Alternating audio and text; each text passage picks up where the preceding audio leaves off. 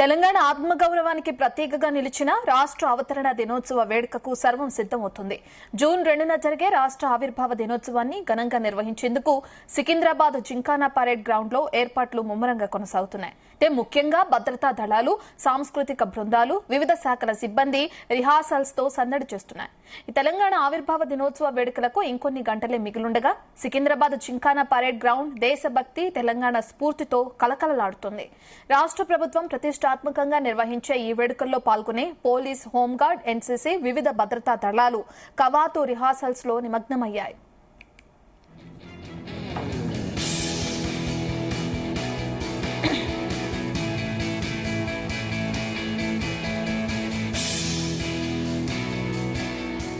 ఒకే తీరులో అడుగులు వేస్తూ క్రమశిక్షణకు అద్దం పట్టేలా దళాలు సాధన చేస్తున్నాయి.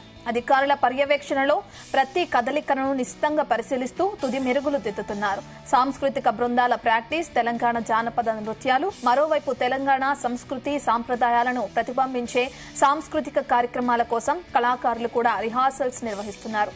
బతుకమ్మ, బోనాలు, జానపద కళారూపాలతో తెలంగాణ గొప్పతనాన్ని ఆవిష్కరించేందుకు సిద్దమవుతున్నారు. వేదిక నిర్మాణం, అలంకరణలు, అతిథుల కోసం ప్రత్యేక ఏర్పాట్లు, భద్రతా చర్యలు వేగంగా కొనసాగుతున్నాయి. రాష్ట్ర ముఖ్యమంత్రి సహా పలువురు ప్రముఖులు హాజరు కానున్న నేపథ్యంలో అధికారులు అన్ని ఏర్పాట్లను పర్యవేక్షిస్తున్నారు.